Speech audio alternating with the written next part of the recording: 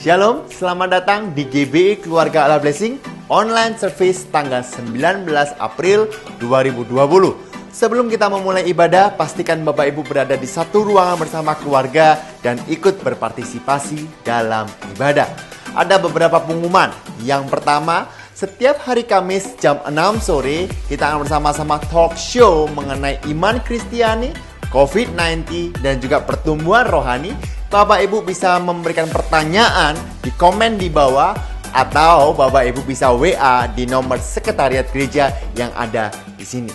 Yang kedua, setiap hari Gereja GB Keluarga Allah Blessing akan memberikan panduan untuk mesbah keluarga bersama dengan keluarga Bapak Ibu. Bagi Bapak Ibu yang membutuhkan, Bapak Ibu juga bisa menghubungi sekretariat gereja di nomor di tempat ini. Dan ibadah tatap muka online Bapak Ibu bisa ikuti bersama-sama setiap hari Minggu jam 11 pagi dan juga setiap hari Minggu jam 6 sore. Sekali lagi, ibadah tatap muka secara online dengan aplikasi Zoom Bapak Ibu bisa ikuti setiap hari Minggu jam 11 dan juga jam 6 sore. Bapak Ibu bisa minta linknya di nomor sekretariat gereja. Dan sebelum kita masuk dalam ibadah, dan ini adalah video dari GBI Keluarga Allah Blessing, kita membagi berkat untuk orang-orang yang kurang beruntung. Berikut video dan fotonya. Tuhan Yesus memberkati.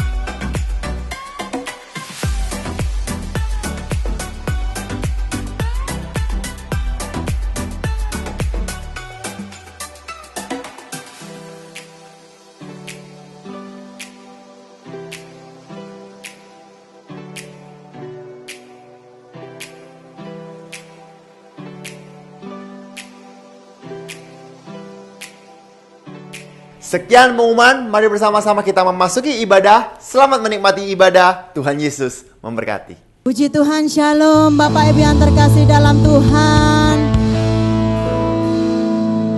Kita mempunyai Tuhan yang hebat, amin.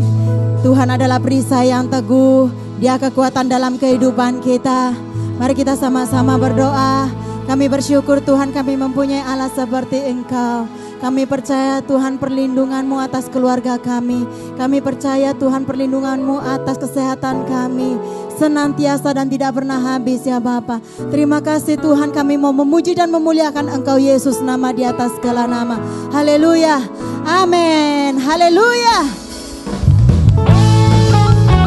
Kaulah perisai kami yang teguh Tuhan.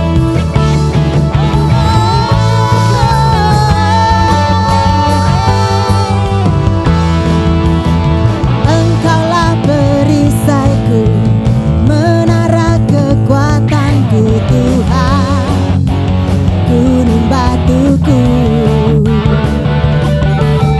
Kaulah pengharapanku, tempat perlindunganku Tuhan, kota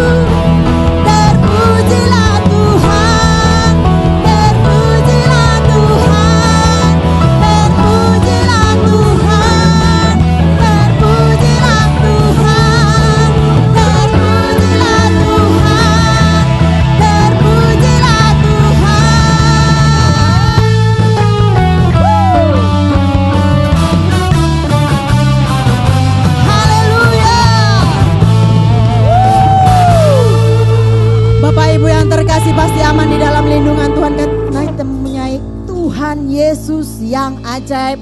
Berikan sorak-sorak yang meriah buat Tuhan. Haleluya. Perlindunganmu Tuhan, kuasamu dan kebesaranmu tak berbanding Yesus. Hey.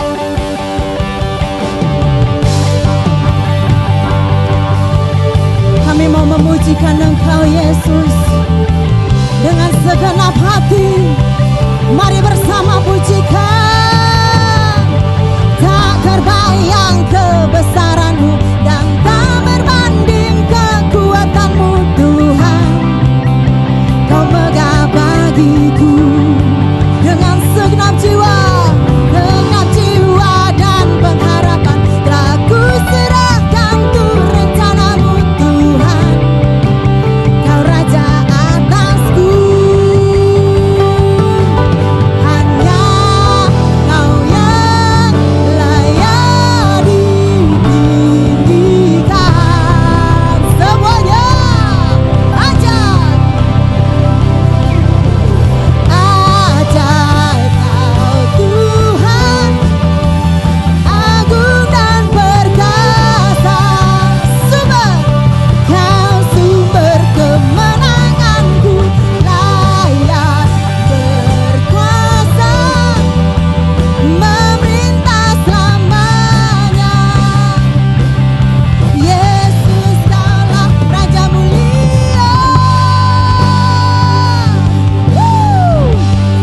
Lagi katakan, tak berbayang kebesaranmu dan tak berbanding kekuatanmu Tuhan. Kau Raja atasku. Segenap jiwa dan pengharapan telah ku serahkan untuk rencanamu Tuhan. Engkau Raja atasku. Hanya Kau yang layak ditinggikan. Mari jemaat yang terkasih pujikan aja. Ajaib Kau Tuhan, agung dan perkasa. Kau sumber kemenanganku, layak berkuasa, memerintah selamanya. Yesus Kaulah Raja mulia. Yesus Raja mulia. Kami percaya Tuhan, kuasa-Mu nyata, kebesaran-Mu ajaib. Kami tak akan takut Tuhan, sebab Engkau beserta kami Yesus. Kau Raja di atas segala raja, Tuhan di atas segala Tuhan. Haleluya.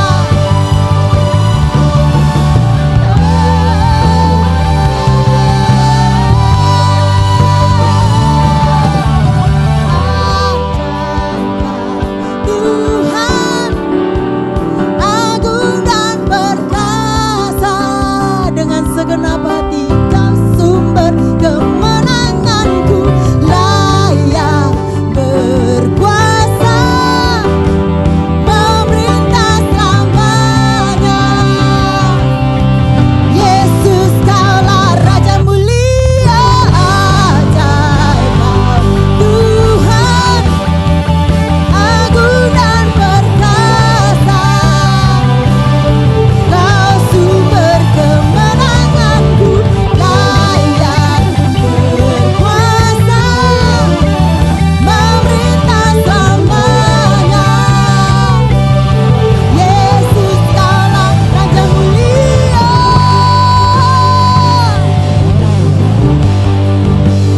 Raja mulia.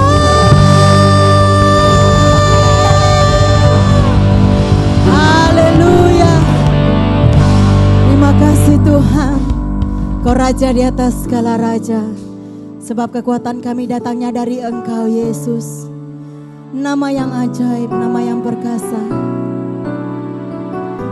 Kami bersyukur Tuhan.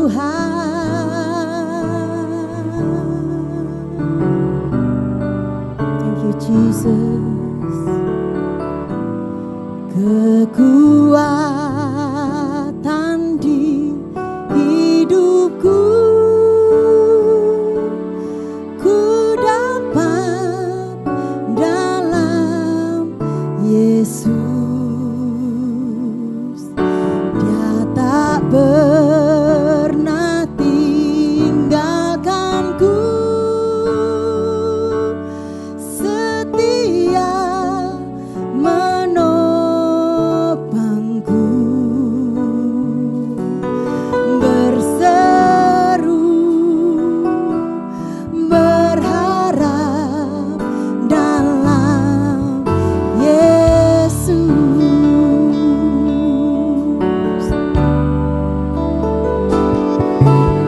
Kekuatan di hidupku, ku dapat dalam Yesus. Dia tak pernah tinggalkanku, setia menopangku, berseru berharap dalam Yesus. Ajaib Kau Tuhan, penuh kuasa, sanggup pulihkan keadaanku. Dalam tangan-Mu seluruh hidupku, tak akan goyah selamanya.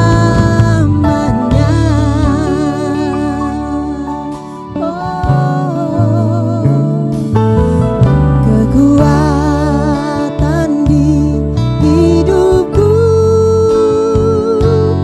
ku dapat dalam Yesus. Dia tak pernah tinggalkanku, setia menopangku, berseru berharap dalam Yesus. Ajaib Kau Tuhan, penuh kuasa, sanggup pulihkan keadaanku. Dalam tangan-Mu seluruh hidupku, tak akan goyah selamanya. Ajaib Kau Tuhan, penuh kuasa, sanggup pulihkan keadaanku. Dalam tangan-Mu seluruh hidupku, tak akan goyah selamanya. Ajaib Kau Tuhan, penuh kuasa, sanggup pulihkan keadaanku. Dalam tangan-Mu seluruh hidupku, tak akan goyah selamanya.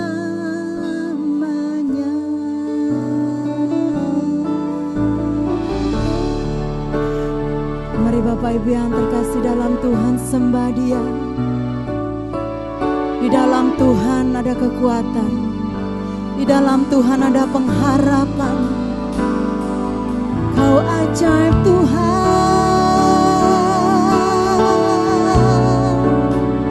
hidupku dalam tangan-Mu, hidupku dalam tangan-Mu Tuhan Yesus.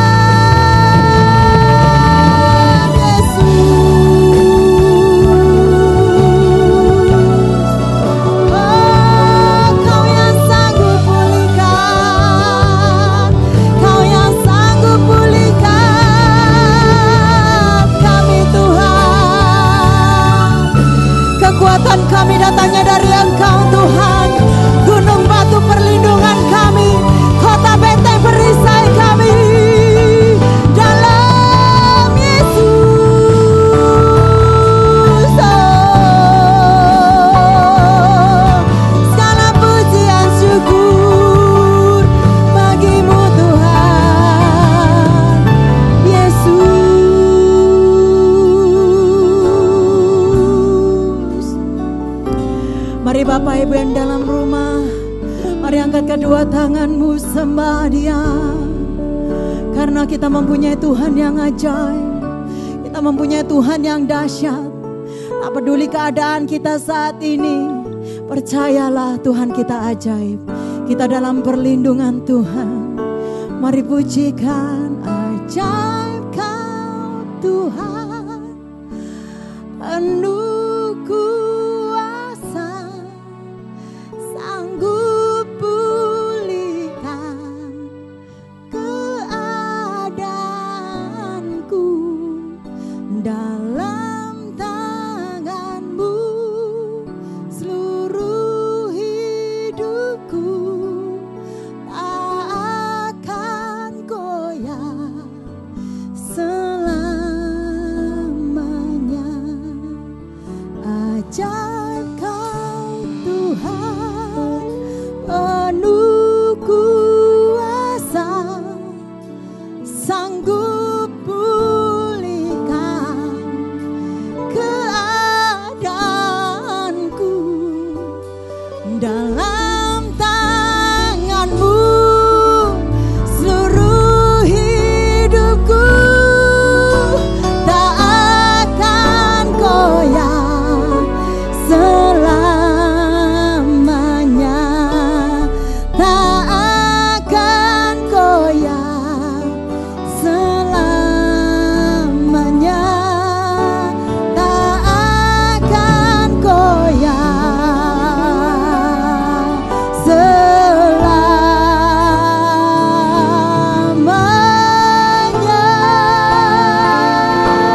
Berikan sorak-sorak yang meriah buat Tuhan kita. Terima kasih Tuhan, hidup kami tak akan goyah bersama dengan Engkau Yesus. Haleluya. Amin.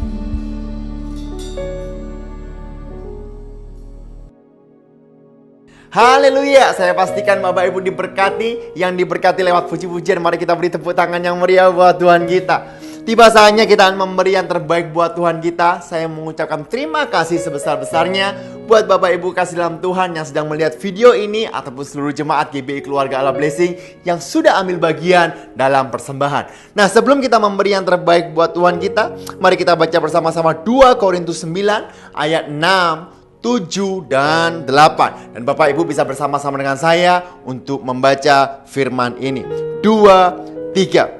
Camkanlah ini, orang yang menabur sedikit akan menuai sedikit juga, dan orang yang menabur banyak akan menuai banyak juga. Perhatikan, hendaklah masing-masing memberikan menurut kerelaan hatinya, jangan dengan sedih hati ataupun karena paksaan, sebab Allah mengasihi orang yang memberi dengan sukacita.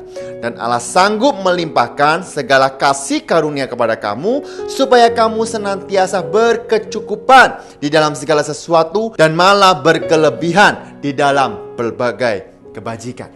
Bapak Ibu bisa memberi dengan transfer ke rekening BCA atas nama GBI Keluarga Allah Blessing, atau Bapak Ibu bisa scan QR code di tempat ini dengan OVO, GoPay, Dana, Link Aja, ShopeePay, dan semua platform yang ada. Mari kita berdoa untuk persembahan.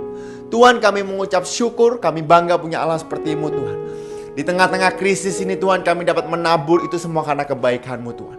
Kami percaya Tuhan, kami memberi dengan sukacita karena Engkau terlebih dahulu memberkati setiap kami semua Tuhan. Terima kasih Tuhan, biarlah Engkau pakai persembahan kami Tuhan untuk memperbesar kerajaan-Mu, untuk memperkenalkan Kristus Tuhan, supaya semua orang percaya bahwa Engkaulah Tuhan dan Juru Selamat kami. Terima kasih Tuhan, di dalam nama Tuhan Yesus kami mengucap syukur. Semua yang siap memberi bersama-sama dengan saya katakan amin. Sekali lagi, Bapak Ibu bisa memberi dengan sukacita. Bapak bisa scan. Dan berikut adalah video bagaimana Bapak Ibu dapat memberi dengan QR Code. Tuhan Yesus memberkati.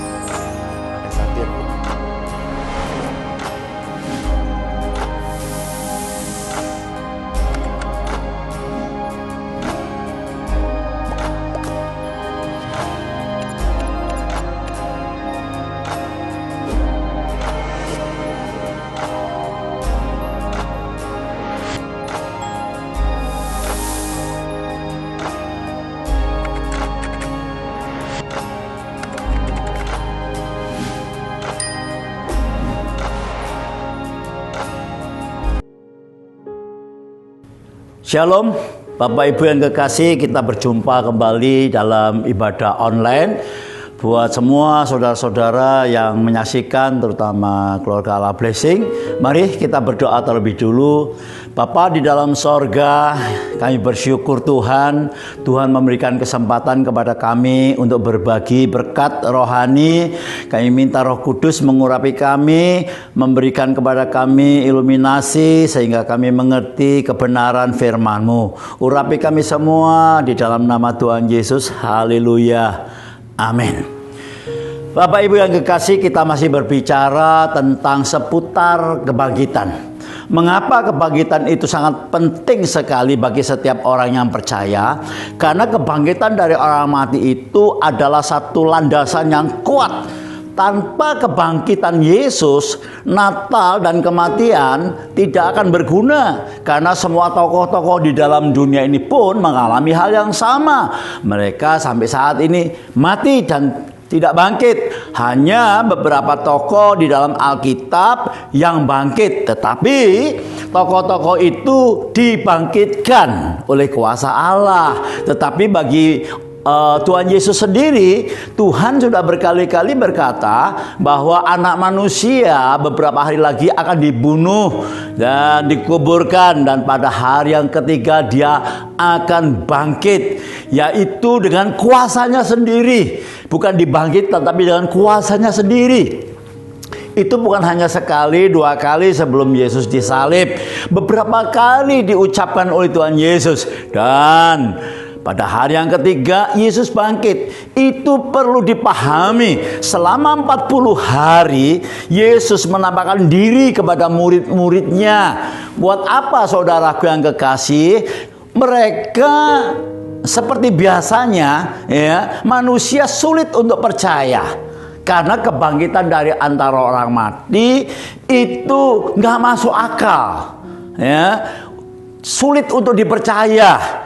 Nah, sebab itu Yesus setelah bangkit, dia harus menampakkan diri kepada murid-muridnya, orang yang percaya.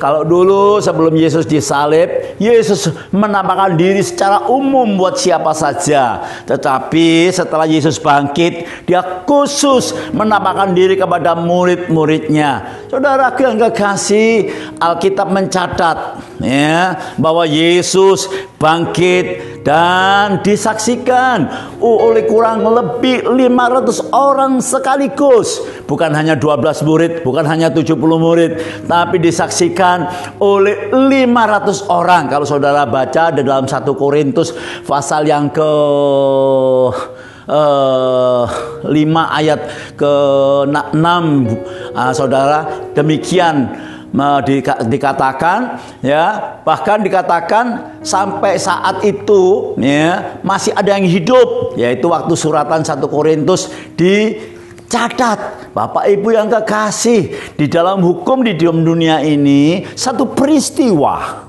ya, itu sah ya, memang kejadian yang sungguh kalau disaksikan oleh paling sedikit 2 orang ya.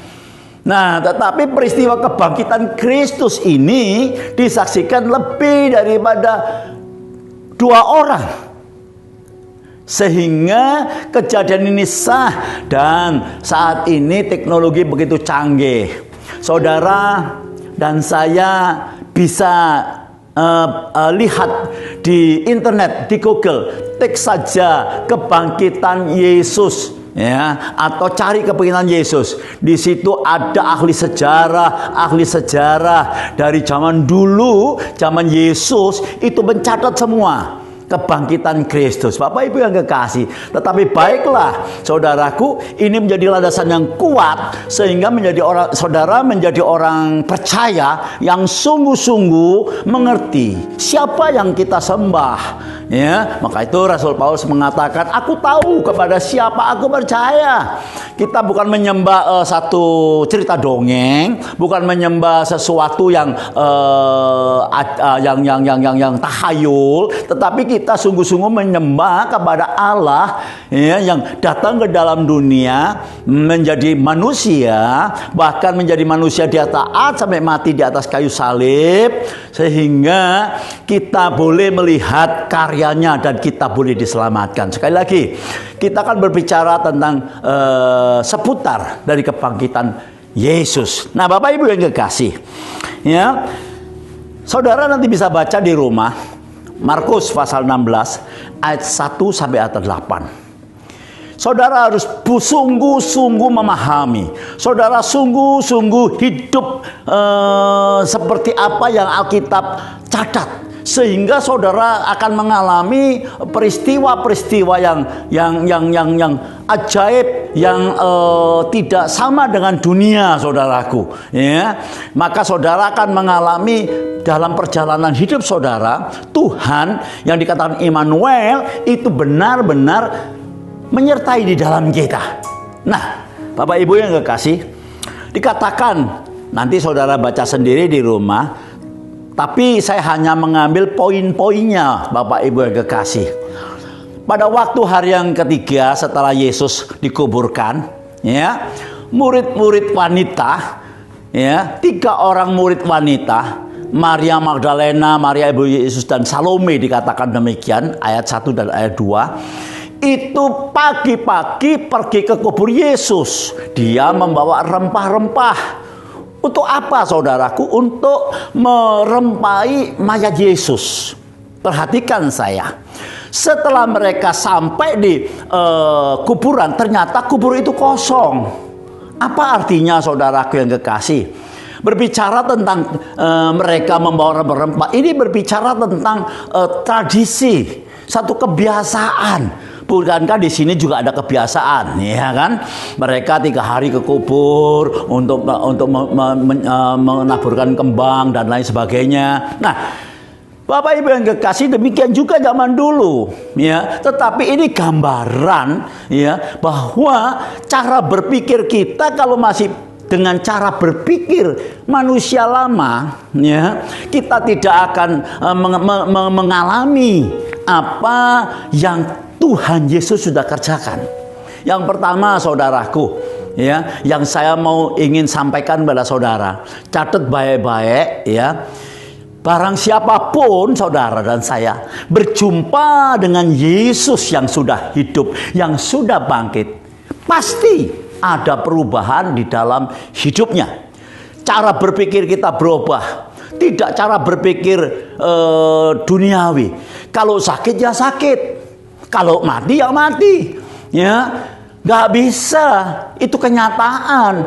Bapak Ibu yang kekasih, saudara lihat apa yang dikatakan oleh Alkitab saudara mengenai 3 orang ini. Begitu mereka masuk ke dalam kubur itu, dilihatnya kubur itu kosong. Lalu dilihat seorang pemuda, ya, seorang pemuda, ya, bapak-bapak gereja menafsirkan, malaikat menafsirkan siapa lagi. Tetapi berita yang penting ini, saudaraku, tetapi orang muda itu berkata kepada mereka, jangan takut. Ya, kamu mencari Yesus orang Nazaret yang disalibkan itu. Ia telah bangkit. Perhatikan, ia telah bangkit. Ia tidak ada di sini. Lihatlah tempat mereka membaringkannya. Saudaraku, 3 wanita ini pola pikirnya masih pola pikir yang lama. Ya, tetapi begitu berjumpa dengan malaikat, ada berita Yesus telah bangkit. Nah, inilah yang harus menjadi satu pengalaman pribadi. Makanya saya katakan, perjumpaan dengan Yesus secara pribadi, perjumpaan dengan kebangkitan Kristus, itu membuat pola pikir yang baru. Pola pikir yang baru bagaimana? Pola pikir yang baru, bahkan Yesus berkata, ya, barang siapa percaya kepadaku, ia dapat melakukan perkara yang besar. Ya, Yohanes 14 ayat 12 juga dikatakan demikian. Bagi Allah tidak ada yang mustahil. Tapi bukan hanya bagi Allah saja. Dikatakan di dalam Markus, saudaraku, ya, bagi Allah, bagi orang yang percaya tidak ada yang mustahil. Jadi cara berpikir kita harus cara berpikir yang baru. Maka itu Alkitab dalam Roma pasal 12 ayat yang kedua, ayat ini sangat terkenal sekali. Berubahlah akal budimu, supaya kamu tahu kehendak Allah, mana yang baik, mana yang berkenan kepada Allah. Nah, saudaraku yang kekasih, pola pikir yang lama. Kalau saudara misalnya, saudara punya pengertian, punya pendidikan yang tidak tinggi, saudara tidak mampu karena masa-masa lalu saudara, tidak tahu masa lalu saudara sakit-sakit, dan tidak tahu masa lalu saudara sangat kekurangan dan sangat miskin. Begitu saudara bertobat, saudara harus punya pola pikir yang baru. Apa itu? Pikiran Kristus. Maka kehidupan saudara akan mengalami setiap hari, ya, mujizat-mujizat, keajaiban-keajaiban yang Tuhan lakukan. Saudaraku, saya bukan hanya teori, saya sudah mengalami. Tahun 82 bertobat, ya, sudah sangat miskin, ya, tidak punya orang tua, ya, tetapi karena saya bertobat, saya berjumpa dengan Yesus secara pribadi melewat pengalaman saya, maka semuanya berubah. Semuanya berubah. Padahal secara matematika tidak mungkin, tidak mungkin saudaraku. Sebab itu saya katakan, tidak ada yang mustahil bagi orang yang percaya. Itu poin saya yang pertama. Poin yang kedua, saudaraku yang kasih, Yesus sudah menyelesaikan, ya, persoalan-persoalan yang kita hadapi. Dari mana kita tahu, saudaraku yang kasih? Perhatikan baik-baik saudaraku. Wanita tadi pergi berjalan ke kubur. 3 orang. Dia berkata, siapa yang akan membuka pintu kubur? Karena pintu kubur itu pertama, saudaraku, sangat besar sekali. Saya pernah ke Yerusalem, ke kubur yang kosong itu 3 kali, saudara. Batunya, ya, zaman dulu itu kubur itu di dalam seperti gua. Laut itu batu yang besar sekali, tidak mungkin seorang 10 perempuan pun tidak mungkin, saudaraku, untuk menggeser batu itu. Dan batu itu disegel, ya. Setelah disegel ada penjaganya waktu itu, tentara-tentara Romawi, saudaraku. Bayangkan, sebab itu wanita itu berpikir, siapa yang akan membuka atau menggulingkan pintu kubur itu? Tapi perhatikan, wanita ini tidak berhenti di situ, saudaraku. Dia berjalan. Nah, demikian juga saudara dan saya menghadapi persoalan apapun, mungkin saudara berpikir, nah, mungkin teratasi. Nggak mungkin lah. Dari segi pendidikan, dari segi keuangan, dari segi kesehatan. Hari ini ada berita luar biasa. Tidak peduli kondisi saudara bagaimana. Hari ini pun kita mengalami sama-sama, saudaraku. Tapi satu hal saya tahu, ya, kalau kita setia berjalan bersama Yesus, begitu sampai mau sampai ke kuburan Yesus, ya, dilihatnya pintu itu sudah terguling. Ini yang saya katakan kepada saudara, ya, persoalan yang berat bagaimanapun, saudara percaya dan melangkah terus, ya. Percaya dan melangkah itu apa artinya, saudara? Kita berjalan, yaitu pegang janjinya Tuhan. Ya, lihat Yesus yang melakukannya. Sekali lagi, Yesus yang melakukannya. Sudah saya sampaikan kepada saudara, saya bukan teori, saudaraku. Ya, saya alami semua. Selama 36 tahun lebih saya mengikut Tuhan. Ya, lahir baru mengikut Tuhan. Ya, saya mengalami hal-hal yang ajaib. Semua perkataan Tuhan ya dan amin. Tidak ada satupun yang tidak genapi. Semuanya Tuhan genapi. Sekalipun saya kadang-kadang meragukannya, saudaraku. Sekalipun kadang-kadang saya ada tanda tanya, mana mungkin. Ya, tetapi berbahagialah saudara dan saya. Haleluya. Karena Tuhan sudah berjanji kepada kita. Dia menyertai kita dimanapun kita berada. Berikan kemuliaan buat Tuhan, saudaraku yang kasih. Nah, saudaraku yang kekasih, lalu apa lagi, saudaraku? Ya, saya sekali lagi, ya, apapun persoalan saudara, apapun masalah saudara, situasi keadaan apapun, tapi saya mau sampaikan dengan saudara, ya, jalan terus. Jalan terus, janjinya Tuhan saudara pegang. Ucapkan saudaraku. Maka saudara akan mengalami terobosan-terobosan yang tidak masuk akal. Itulah yang spesialnya Tuhan, saudaraku. Mengerjakan hal-hal yang tidak mungkin dikerjakan manusia.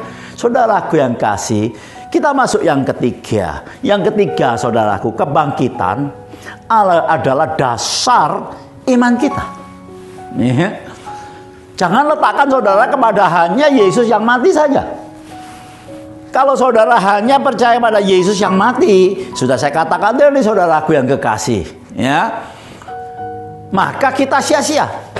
Apa gunanya kita ibadah? Apa gunanya kita online? Apa gunanya kita menginjil? Apa gunanya kita melakukan kegiatan-kegiatan? Sia-sia membuang waktu. Tetapi yang benar, Alkitab saya mengatakan 1 Korintus 15 ayat 20, dia mati untuk menebus dosa kita. Ayat 20 mengatakan sesungguhnya yang benar ialah dia telah bangkit dari antara orang mati. Itulah sebabnya landasan hidup orang Kristen yang sungguh-sungguh mengerti firman Tuhan sangat kuat. Saudara melihat kisah-kisah bagaimana para martir, yang namanya Paulus, dipancung, saudaraku. Siapa lagi? Murid-muridnya Yesus. Bahkan bukan hanya itu, saudaraku. Dalam sejarah gereja, bapak gereja, saudaraku. Saya lupa namanya, saudaraku. Begitu usia 80 sekian tahun, dia mau dibunuh, saudaraku. Lalu dari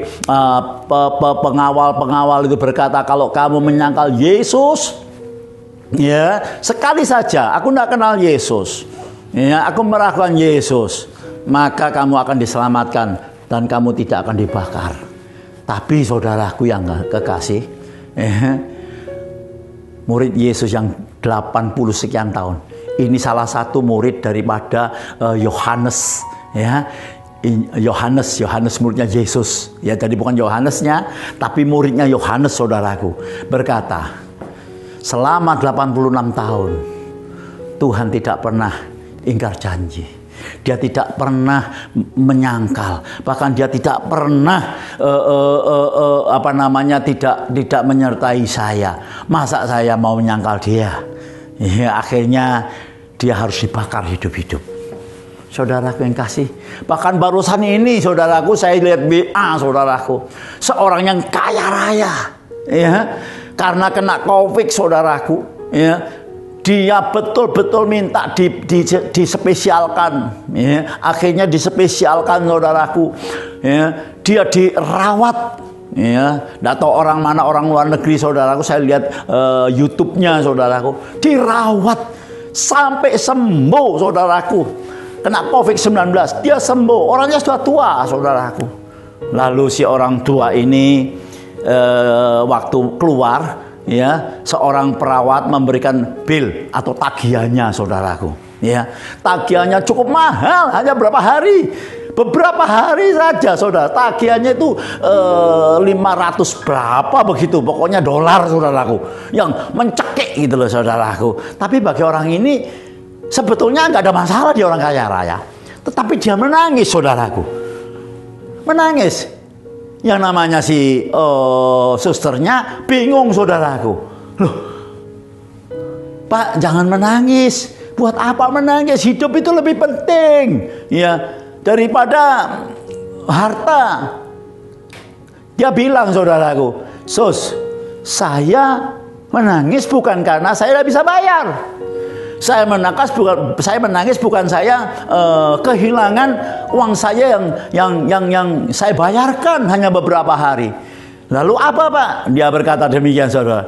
Dia berkata, orang tua ini berkata ini, Sus, saya dengan usia yang sudah uzur ini, entah 60-70 tahun, saya lupa, saudaraku. Saya menghirup nafas, tanpa ditagih sama Tuhan. Tetapi saya sekarang baru sadar betapa yang namanya nafas itu sangat mahal. Hanya beberapa hari saja saya harus mengeluarkan ratusan dolar, ratusan ribu dolar atau berapa, saudaraku, saya nggak ngerti, saudaraku. Nah, itu satu gambaran buat kita. Dikala kita sehat, dikala kita masih mampu, ya, mengapa saudaraku kita tidak menjadi berkat buat orang lain? Menjadi berkat buat Tuhan itu berarti menjadi berkat orang lain, karena Alkitab saya mengatakan demikian, saudaraku. Ya, kalau engkau mengasihi aku, engkau mengatakan engkau mengasihi aku yang tidak kelihatan, tetapi engkau tidak mengasihi saudaramu yang tidak kelihatan. Ya, maksud saya saudaramu yang kelihatan. Ya, tidak mungkin engkau mengasihi yang tidak kelihatan, tapi engkau mengatakan aku tidak mengasihi yang tidak yang kelihatan. Saudaraku, saya mau sampaikan dengan saudara, kalau saudara menjadi seorang yang lahir baru, pasti ada sesuatu yang lain, yang unik. Yang unik lah saya katakan. Karena dunia mengatakan kalau kamu dipukul harus balas memukul, saudaraku. Tapi tidak, firman Tuhan mengatakan kalau kamu dipukul pipi kiri, berikan pipi yang kanan. Kalau kamu disuruh jalan beberapa langkah, kamu harus memberikan 2 kali lipat. Kalau kamu diminta bajumu, berikanlah jubahmu. Dengan kata lain, kita hidup sungguh-sungguh. Kalau lahir baru, kita hidup itu hidup yang senantiasa memperhatikan orang lain, berguna bagi orang lain. Bapak Ibu yang kekasih, ya, mari Tuhan izinkan kita, ya, mengalami hal yang sedemikian rupa, tapi kita harus berbagi kepada mereka. Ya, gereja sudah beberapa kali mengadakan bagi-bagi kasih, pelayanan kasih, ya, baik untuk sekitar maupun kemarin kita bagikan 100 beras, ya, 5 kiloan 100 beras, satu orang 10 kilo untuk hamba-hamba Tuhan yang membutuhkan, yang sekali lagi yang membutuhkan, gembala-gembala yang membutuhkan, kita bagikan. Bukan hanya itu, ada lagi beberapa saudaraku, ada 25, ya, juga untuk jemaat-jemaat yang tidak mampu. Bapak Ibu yang kekasih, percayalah apa yang Tuhan katakan. Ya, berilah maka kamu diberi. Itu sudah menjadi berkat buat saya, saudaraku. Kalau kita memberi, ya, bukan ada motivasi lain. Kita memberi karena mengasihi Tuhan, yaitu mengasihi sesama. Tuhan berkata, aku akan memadatkan, ya, menumpahkan berkat sehingga sampai berkelimpahan. Bapak Ibu yang kekasih, ini bukan hanya soal materi, tetapi ini soal damai sejahtera yang Tuhan kerjakan dalam hidup kita. Setelah saya bertobat, saya lakukan semuanya ini, ya. Saya tidak sempurna, tapi saya mau sampaikan dengan saudara, lakukanlah sebagaimana kamu dapat melakukan, seperti, ya, Tuhan sudah mengasihi kita. Bukan untuk membalas Tuhan tidak bisa dibalas, saudaraku, ya. Tuhan tidak bisa dibalas, ya. Kita melakukan karena kita mengasihi.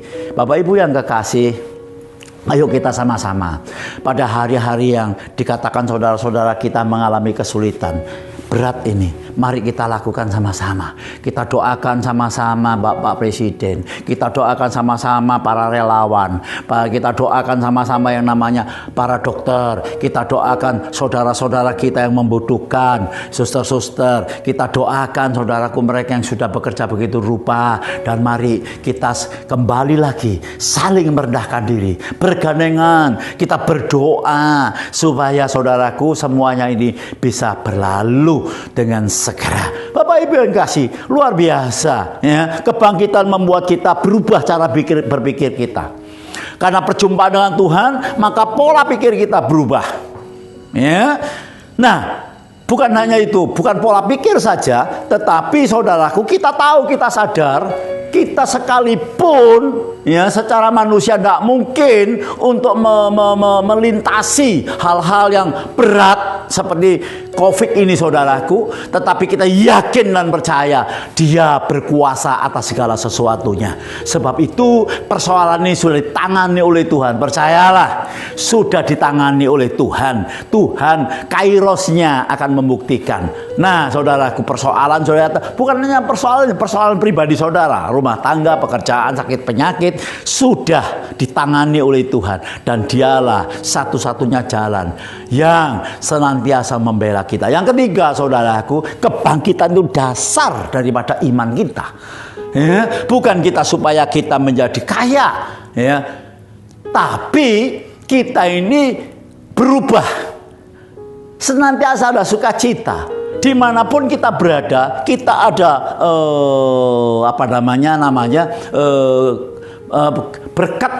berkat rohani yang berlimpah-limpah. Kadang-kadang saya heran, kok bisa saya mengalami damai?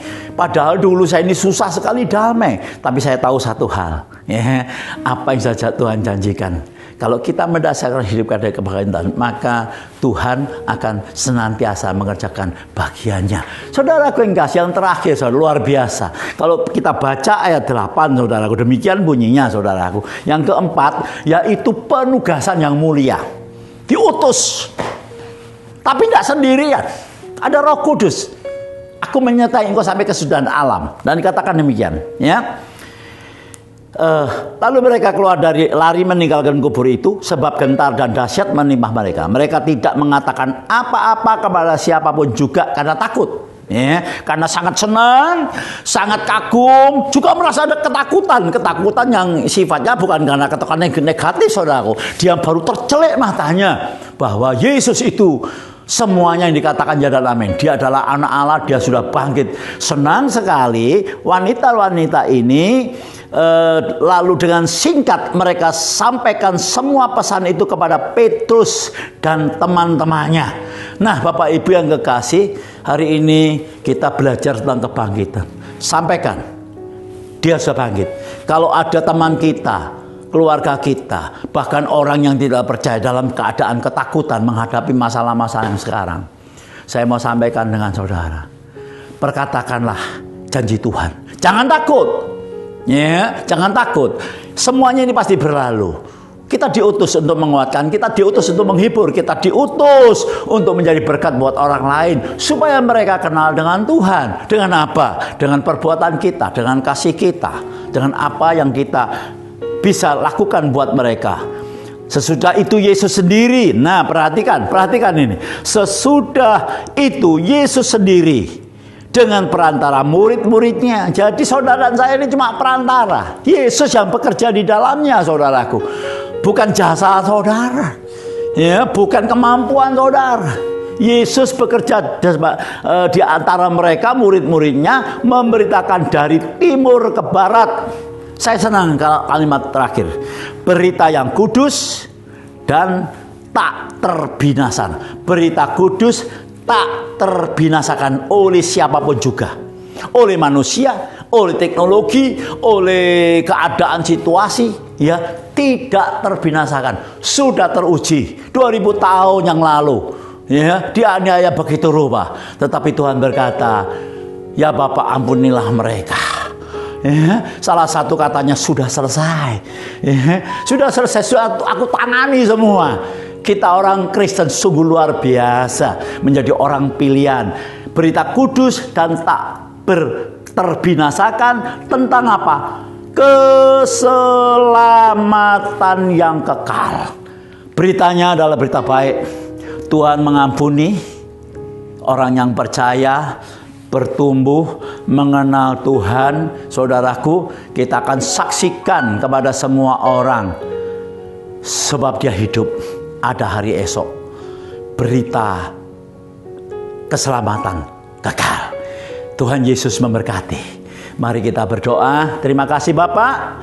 Terima kasih Tuhan. Tuhan, biarkan Tuhan semua pemirsa online ini, semua Tuhan, Engkau jamah secara pribadi supaya mereka punya pengalaman kebangkitan bersamamu. Sehingga mereka boleh bertumbuh imannya, bertumbuh dalam kasih karunia. Dan mereka Tuhan boleh menjadi berkat buat keluarga, buat teman, buat rekan, buat gereja. Terima kasih Bapak, terima kasih. Saudaraku yang kekasih, mari angkatlah kedua tanganmu. Terimalah berkat dari Allah Bapa, kasih, sukacita, damai sejahtera dari Allah Anak yang tidak pernah berkesudahan, penyertaan Allah Roh Kudus yang manis menyertai engkau, memberkati engkau, bahkan apa saja yang engkau kerjakan menjadi berhasil dan beruntung. Di dalam nama Tuhan Yesus, saudara yang menerima dan percaya katakan amin. Tuhan Yesus memberkati.